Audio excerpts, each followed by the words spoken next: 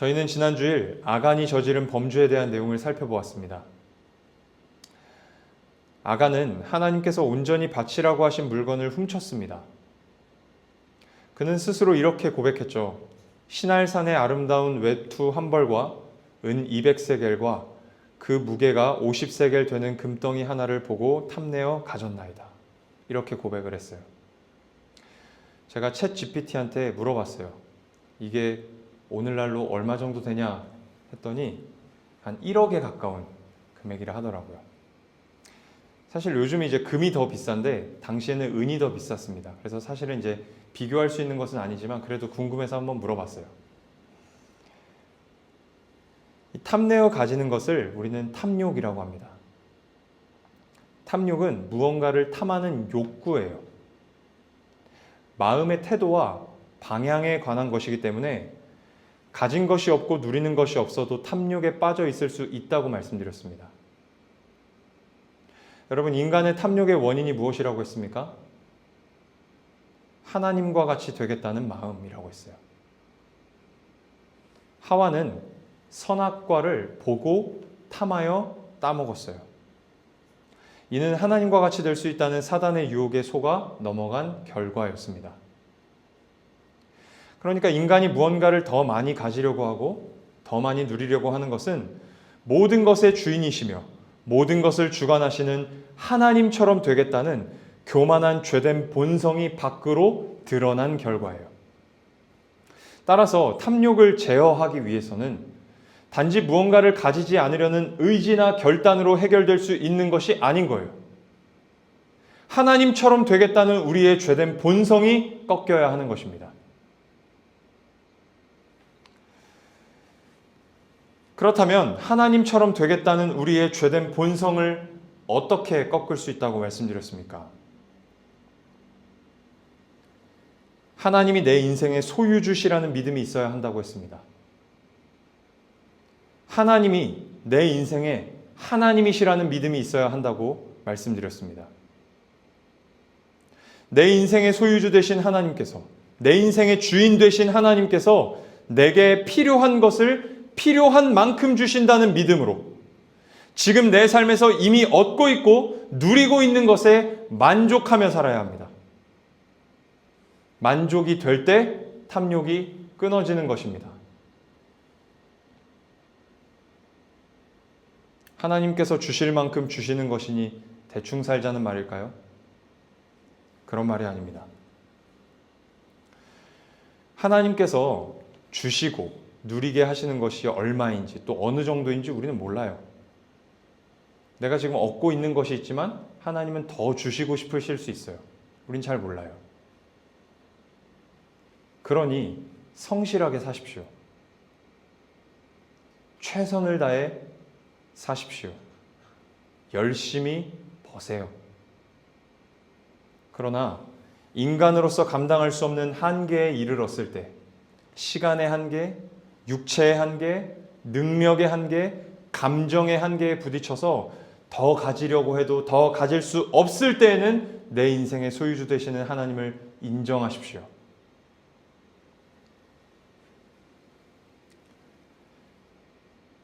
자전거를 타다 보면 자전거가 앞으로 잘 안 나가는 경우가 있어요. 여러 가지 요인이 있습니다. 근데 그중 대표적인 것이 무엇이냐면 언덕을 오를 때예요. 아무리 자전거를 잘 타시는 분들도 이 언덕을 오를 때에는 그 속도가 현저하게 줄어듭니다. 언덕을 오를 때는 달리 방법이 없어요. 천천히 페달을 밟든지 자전거에서 내려서 끌고 올라가든지 둘 중 하나예요.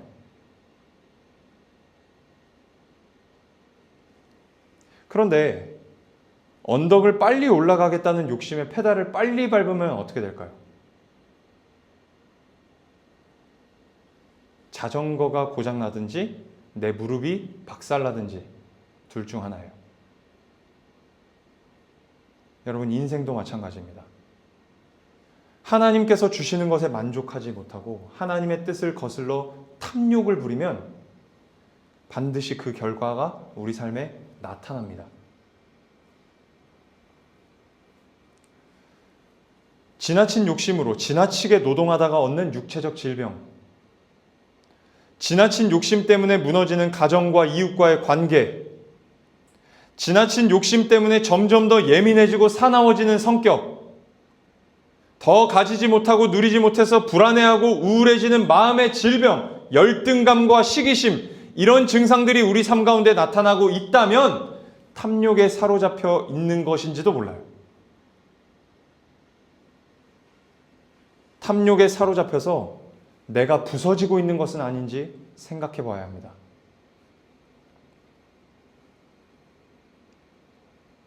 만약 그렇다고 한다면, 그런 증상들이 내게서 나타나고 있다면 탐욕을 멈추십시오. 아, 하나님께서 나에게 주시는 것이 이만큼이구나 라고 내 삶을 기꺼이 받아들이십시오. 물론 한계에 부딪히기 전에 인정할 수 있다면 지혜로운 것이고 실력 있는 것입니다. 하나님께서 주시는 것 안에서 기쁨과 만족을 누릴 때 행복할 수 있습니다. 제 이야기가 아니에요. 솔로몬의 이야기입니다. 그렇게 지혜로운 삶을 살아가는 우리 모두가 될 수 있기를 축복합니다. 탐욕에 빠져 하나님께서 온전히 바치라고 하신 물건을 훔친 아간은 돌에 맞아 죽었습니다. 아간이 돌에 맞아 죽은 자리를 아골 골짜기라고 부르게 되었다고 하면서 7장이 마무리되었어요. 여러분, 아간은 분명히 죄인입니다. 심판받아 마땅한 죄인이었어요. 그런데 죄인이기 이전에 그는 이스라엘 공동체의 한 사람이었어요. 한 일원이었어요. 누군가의 친구였고, 누군가의 이웃이었고, 누군가의 동료였어요. 아무리 하나님의 심판이라고 하지만 자신의 이웃이고 친구이고 동료였던 사람을 자기들 손으로 죽였어요. 자기들 손으로 죽이고 돌아가는 그 발걸음이 얼마나 무거웠을까요? 아간을 죽이고 아무렇지 않게 진영으로 돌아갔을까요? 여기서 예를 들어 저희가 좀 극단적인 예지만 또 이렇게 성도를 비교할 수 없으니까 저희 아내를 저희 넷이서 돌에 던져 죽였다고 해봐요. 저희가 집에 갈 때 룰루랄라 하면서 갈 수 있을까요? 아무리 정이 없어도? 지한이는 왜 이렇게 크게 웃는 거지? 발걸음이 얼마나 무거웠을까요? 엄청 무거웠을 거예요. 이스라엘 공동체의 책임자였던 여호수아의 마음은 또 얼마나 무거웠을까요? 자책과 후회와 절망에 휩싸여서 터덜터덜 걸어서 그들의 진영으로 아무 말도 하지 않고 돌아갔을 거예요. 그런데 이러한 감정들보다 그들을 더 크게 사로잡았던 것이 있었을 거예요. 죄의 결과에 대한 무서움이었을 것입니다. 자기 친구, 자기 동료, 자기 이웃이 죄를 지어서 진짜 죽었어요. 하나님의 심판이 임하는 것을 그들의 두 눈으로 똑똑히 지켜봤어요. 얼마나 무서웠을까요? 자책과 후회와 절망뿐 아니라 두려움이 그들을 사로잡았을 것입니다. 이 말씀을 묵상하는데 요한복음 8장에 가늠하다 붙잡혀온 여인이 생각이 났어요. 서기관들과 바리새인들이 가늠하다가 현장에서 붙잡힌 여인을 예수님 앞에 끌고 왔어요. 그리고 예수님에게 이렇게 물어봤어요. 모세는 율법에 이러한 여자를 돌로 쳐서 죽이라고 하는데 당신은 뭐라고 하시겠습니까? 모세는 율법에 이러한 여자를 돌로 쳐서 죽이라고 하는데 당신은 뭐라고 하시겠습니까? 라고 물어요. 그러자 예수님께서 뭐라고 대답하셨습니까? 아주 유명한 말씀이죠. 너희 중에 죄 없는 자가 돌로 먼저 치라.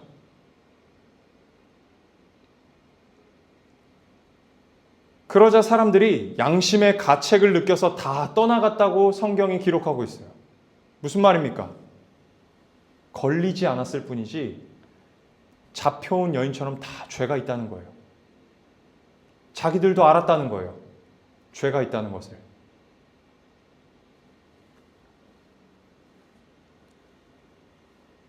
여인을 돌로 쳐서 죽이려다가 예수님의 말씀을 듣고 도망간 사람들이 느꼈던 그 양심의 가책이 여호수아와 나머지 이스라엘 백성들에게도 있었을 것입니다. 나도 죄인인데. 그런 마음이 분명히 있었을 거예요. 그 양심의 가책이 그들을 더 두렵게 했을 것입니다. 자신들도 아간처럼 될 수 있다는 두려움이 이스라엘을 휘감았을 거예요. 공동체 전체가 두려움으로 말미암는 그 끝을 알 수 없는 침체에 빠졌을 것입니다. 뭘로 확인할 수 있을까요? 제가 추측하는 걸까요? 아니에요. 오늘 본문에 분명히 그 증거가 있어요. 오늘 본문 1절에서 하나님이 여호수아에게 뭐라고 말씀하시냐면 일어나라 그래요. 일어나라. 여호수아서 1장 설교할 때에도 이야기했었죠. 하나님이 여호수아에게 일어나라고 하시는 말씀의 의미가 뭐예요? 여호수아가 앉아 있다는 거죠. 그냥 앉아 있는 게 아니에요. 자책과 후회와 절망과 무엇보다도 두려움에 휩싸여서 주저앉아 있는 거예요.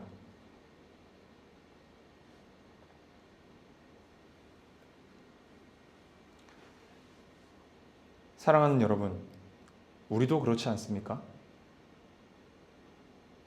무엇이 우리의 신앙을 침체되게 만듭니까? 죄의 결과에 대한 무서움이 우리를 침체에 빠지게 만드는 것입니다. 신자로 부름받았지만 우리는 여전히 죄를 짓습니다. 여기 있는 모든 사람이 다 죄를 짓습니다. 죄 짓는 나를 볼 때 어떻습니까? 못난 모습으로, 형편없는 모습으로 살아가는 내 모습 볼 때 어떻습니까? 한심스럽죠. 그 한심스러운 마음으로 나 자신에게 이렇게 말합니다. 내가 이러고도 신자라고 할 수 있는가? 내가 이렇게 못난 모습으로 살아가는데 과연 하나님이 나를 사랑하실까? 나 같은 게 무슨 신앙생활이야? 됐다. 그만하자. 라고 스스로 고백을 해요. 여러분, 이런 마음들 어디서 오는 것일까요? 이런 고백들 어디서 오는 것일까요? 아담과 하와가 선악과를 따먹은 후에 어떻게 했을까요? 창세기 3장 10절에 보면 이렇게 기록되어 있습니다. 이르되 내가 동산에서 하나님의 소리를 듣고 내가 벗었으므로 두려워하여 숨었나이다. 두려워하여 숨었나이다. 죄를 지은 아담과 하와는 하나님을 피하여 동산 깊은 곳에 숨어버렸어요. 죄를 지은 다음에 하나님을 피하여 숨는 것. 우리 청년들이 지금도 사용하는 표현인지는 모르겠지만 신앙의 어려움을 겪을 때 어떤 표현을 쓰냐면 땅 파고 들어간다, 지하 몇 층까지 들어간다 그런 표현을 써요. 그러는 거. 내가 이러고도 신자인가? 내가 이렇게 못난 모습으로 사는데 하나님이 과연 나를 사랑하실까? 나 같은 게 무슨 신앙생활이야? 됐다, 그만하자 라고 하면서 침체에 빠지는 것. 신앙생활을 회피하는 것. 신앙생활에서 멀어지는 것. 도망가는 것. 죄의 결과에 대한 무서움. 즉, 내 영혼이 하나님을 두려워하면서부터 오는 거예요. 하나님을 향한 두려움 때문에 하나님을 피해서 숨으려 하는 아담 이후로부터 전해져 내려오는 이 인간의 죄된 본능이라는 거예요.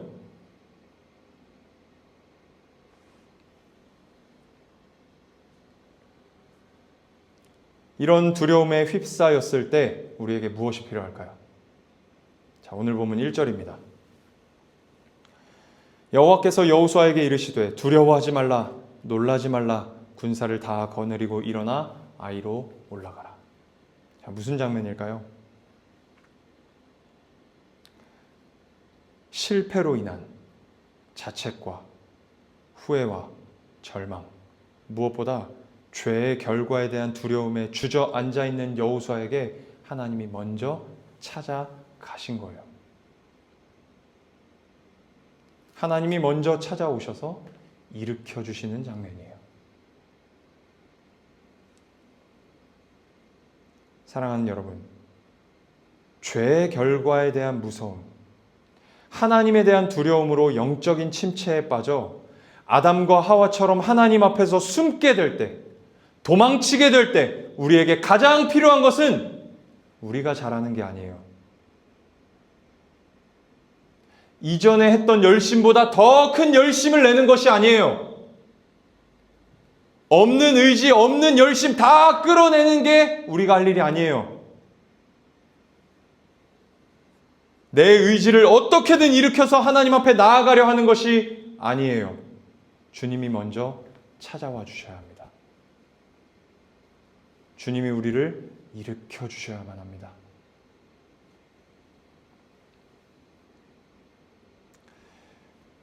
양심의 가책을 받은 사람들이 다 떠나고 가늠하다 붙잡혀온 여인과 예수님 둘만 남았어요. 예수님께서 아무도 없는 것을 보시고 이 여인에게 이렇게 말씀하십니다. 요한복음 8장 10절에서 11절 말씀입니다. 여자여, 너를 고발하던 그들이 어디 있느냐? 너를 정죄한 자가 없느냐? 대답하되 주여 없나이다.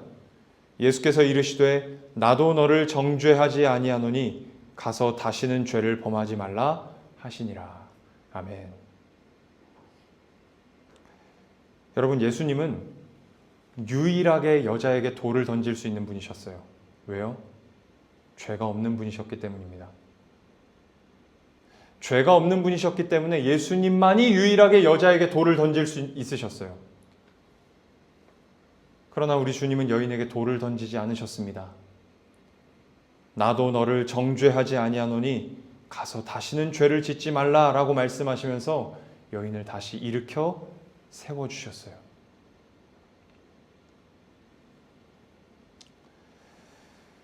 사랑하는 여러분,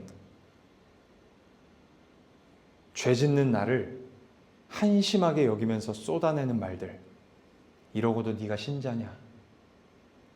이런 나를 과연 하나님께서 사랑하시겠느냐? 나 같은 게 무슨 신앙생활이냐? 됐다, 그만하자라는 말은 하나님에 대한 두려움 때문에 나오는 말이에요.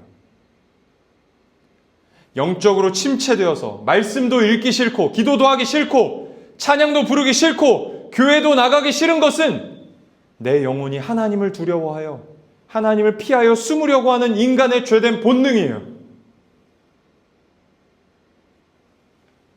그러지 마십시오. 하나님의 낯을 피하여 동상 깊은 곳에 숨어있던 아담과 하와에게 찾아가셨던 하나님이 아담아, 네가 어디에 있느냐? 라고 말씀하셨던 하나님이 침체에 빠져 주저앉아 있는 여호수아에게 먼저 찾아가셨던 하나님이 예수 그리스도 안에서 우리 인생에 이미 먼저 찾아오셨다는 믿음으로 가늠한 여인을 정죄하지 않으시고 일으켜 세워주신 예수 그리스도께서 나도 그렇게 대하여 주신다는 믿음으로 당당하게 일어나십시오. 뻔뻔하게 일어나십시오. 그럴 수 있는 자격과 특권을 예수 안에서 받은 자가 신자입니다. 이 사실을 믿고 담대하게 신앙생활 하시는 여러분 되시기를 축복합니다. 계속해서 오늘 본문 1절을 다시 한번 읽어보도록 하겠습니다. 1절 제가 읽겠습니다. 여호와께서 여호수아에게 이르시되 두려워하지 말라, 놀라지 말라. 군사를 다 거느리고 일어나 아이로 올라가라. 보라, 내가 아이 왕과 그의 백성과 그의 성읍과 그의 땅을 다 내 손에 넘겨 주었으니. 아멘. 자, 여호수아 7장에서 여호수아와 이스라엘 백성들은 아이성 정복에 실패했어요. 왜 실패했죠? 보는 대로 판단해서.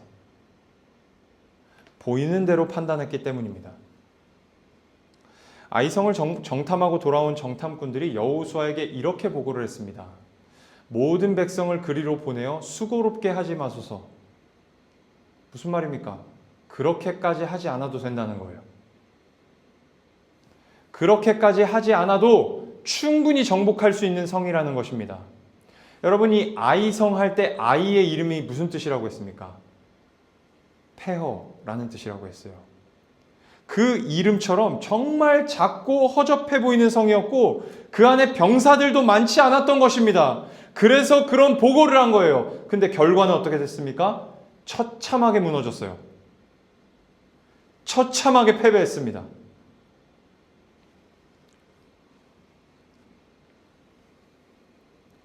오늘 본문 1절에서 하나님이 이렇게 말씀하십니다. 군사를 다 거느리고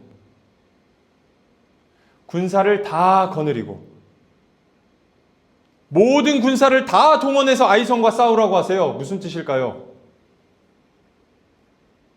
폐허같이 작고 허접해 보이는 성이고 그 안에 병사도 많지 않지만 모든 군사를 다 동원해야 이길 수 있는 싸움이었다는 거예요. 그런데 여호수아와 이스라엘 백성들은 그것도 모르고 보이는 대로 판단한 것입니다. 보이는 대로 판단하고 방심한 거예요.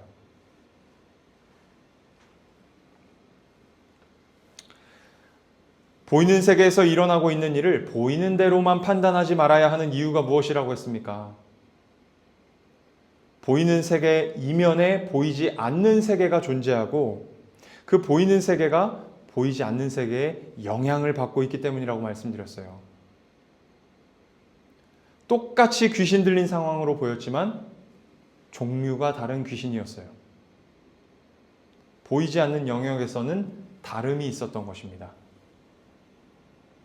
제자들이 볼 때는 똑같이 귀신 들린 상황이었지만 그게 아니었던 거죠. 똑같이 귀신 들린 상황이라고 똑같이 접근했다가 실패한 거예요.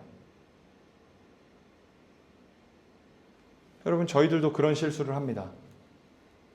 똑같은 일을 한다고 해서 똑같다고 생각해요. 어제도 그 일을 했다고 오늘도 똑같다고 생각합니다. 똑같은 사람을 만난다고 해서 똑같다고 정말 생각합니다. 여러분, 우리가 늘 고백하는 게 있어요. 다람쥐 쳇바퀴 도는 듯한 삶을 산다. 이 말의 의미가 뭐예요? 진짜 똑같다고 생각하는 거예요. 그러나 그렇지 않다는 것이 우리 주님의 말씀이었습니다. 그런데 문제가 무엇입니까? 보이지 않는 세계가 있다는 것을 우리가 신자로서 믿기는 하지만 그 보이지 않는 세계 속에서 어떤 일이 벌어지고 있는지 우리는 볼 수도 없고 들을 수도 없고 느낄 수도 없어요. 지금 여기 하나님이 임재하셨는지, 하나님이 임재하셨다고 저는 믿습니다. 그런데 하나님이 임재하셨는지, 마귀가 역사했는지 우린 몰라요.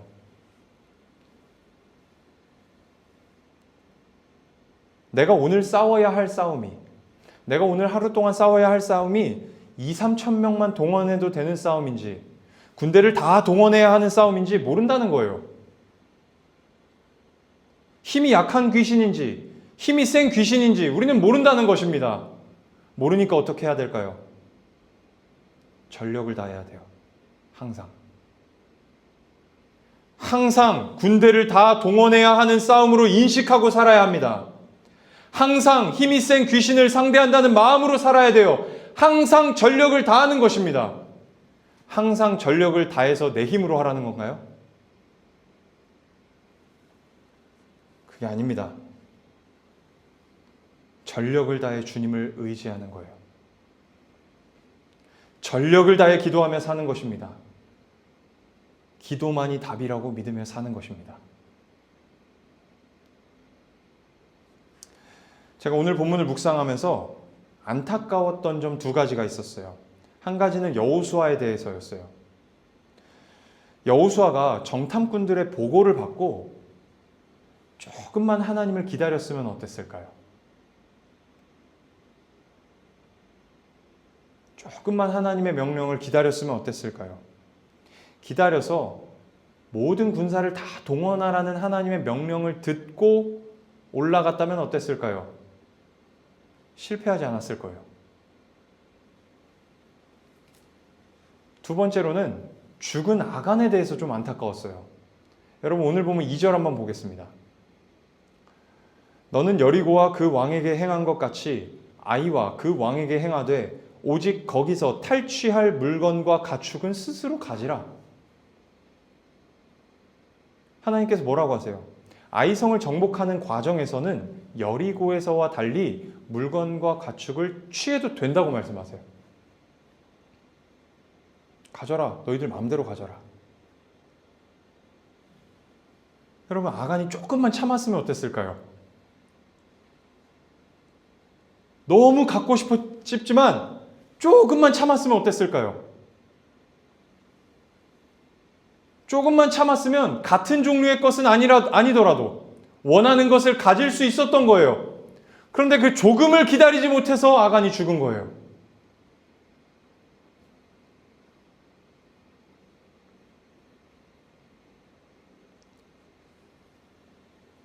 그런데 묵상을 하면서 제 마음이 굉장히 답답했습니다.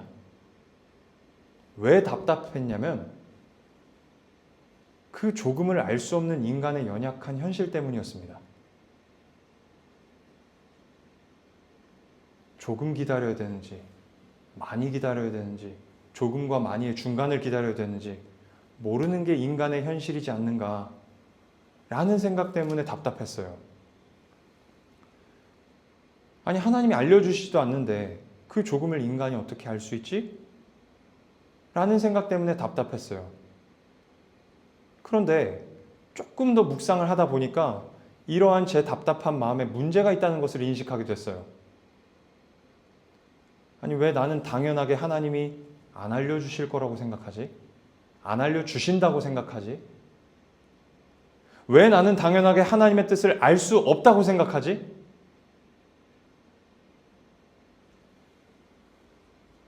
기도해 보았는가? 구해 보았는가? 기도를 얼마나 해 보았는가?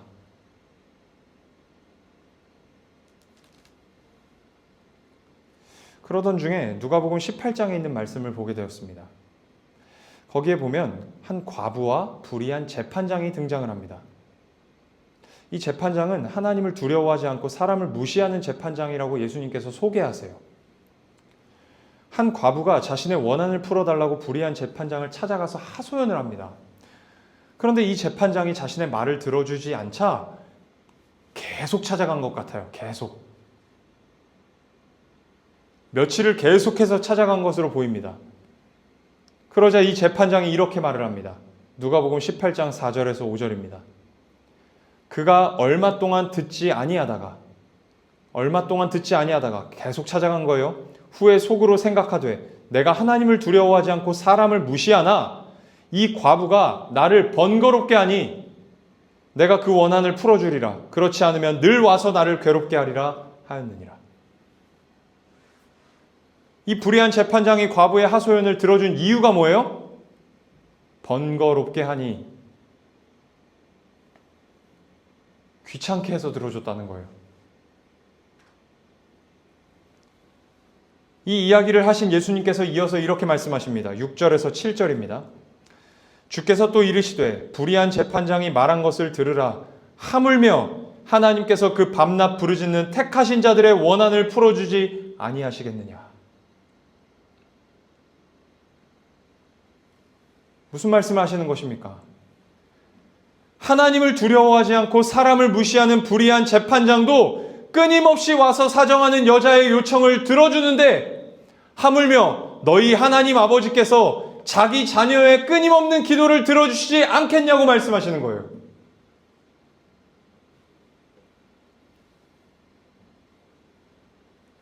들어주신다고 분명히 약속하시는데, 하고 계시는데 저는 안 된다고 말하고 있었던 거예요.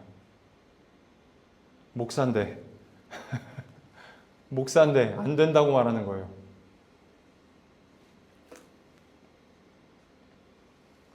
사랑하는 여러분, 우리에게 기도에 대한 이런 불신이 있지 않습니까? 기도한다고 하나님이 알려주시냐? 기도한다고 되냐? 여러분, 기도하면 된다고 주님께서 말씀하십니다. 기도하면 하나님께서 뜻을 가르쳐 주신다고 말씀하십니다. 기도할 때 하나님께서 알려주신다고 말씀하십니다. 그런데 왜 우리는 모르냐? 알려주시기 전에 포기하는 거예요.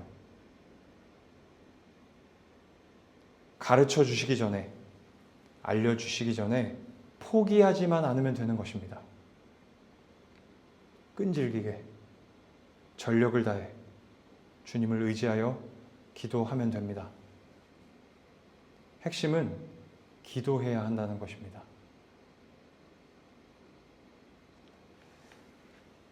엊그제 금요일에 제가 학부 때부터 오랜 시간 동역한 친구 목사님이 섬기는 교회 청년부 수련회 가서 찬양 인도를 하고 왔어요.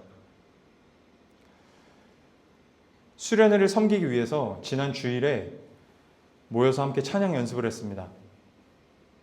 너무 좋았어요. 너무 좋았어요.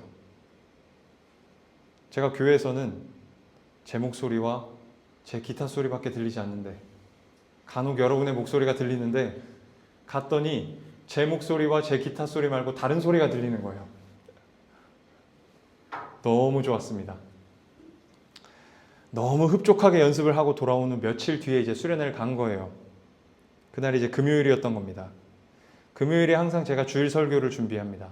수련회 가기 전에 이제 오전에 교회 나와서 주일 설교를 준비했어요. 오늘 주일 말씀을 준비하면서 또 깨달았습니다. 제가 기도하지 않고 있다는 것을. 제가 왜 기도하지 않았을까요? 주일 연습이 너무 흡족했거든요. 만족스러웠거든요. 이렇게 하면 되겠다라고 생각했어요. 끝났다라고 생각했습니다.